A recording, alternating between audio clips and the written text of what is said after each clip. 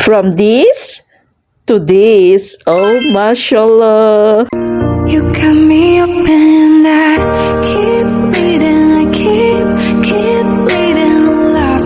I keep bleeding, I keep bleeding love. Keep bleeding. Guys, kamusta kayong lahat? Sana ay nasa mabuti kayong kalagayan habang napapanood nyo ang video ito. So for today's video kita nyo ba ito?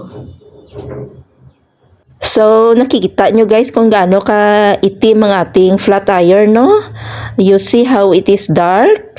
So, I am challenging myself to whiten this. Kasi nakita ko din sa ibang mga video na gamitan lang ito. So, testingan natin kung totoo bang chismis dahil lang sa ito, Panadol. So, Panadol ang ating gagamitin ikis-kis natin ito at saka tingnan natin kung puputi ba talaga itong ating flat iron. Actually, this is my first time.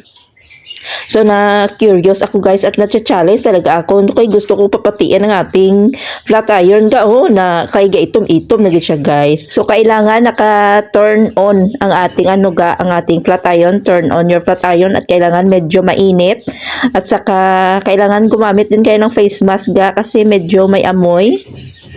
Use face mask kung gusto if you want because there is a little bit smell. So, this is how I'm going to do this. Diba? Char.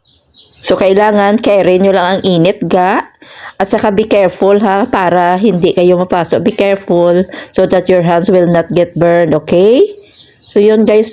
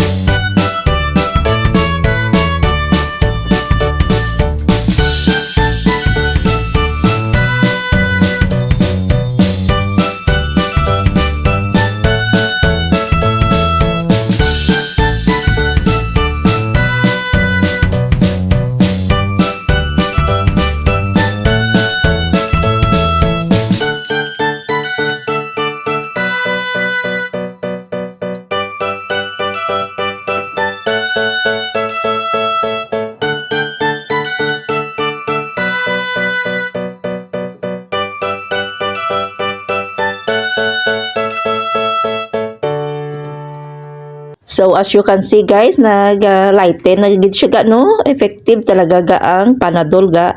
So any tablet can do. So for me here, I use the expired Panadol. Oh, ang dami kasi mga expired na Panadol dito ga. So I try this and it's very very effective. Sa totoo pala ang chismis ga.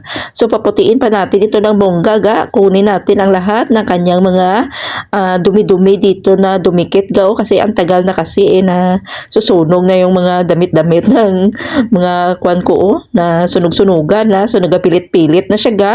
So for today's video ay talagang na-enjoy tayo, no, at saka na kwan tayo kasi effective pala ang Panadol guys. So try nyo din dyan sa mga plancha nyo na mga nangitim-ngitim na. So be careful lang kasi medyo mainit ga, at saka naga-melt kasi ang tablet.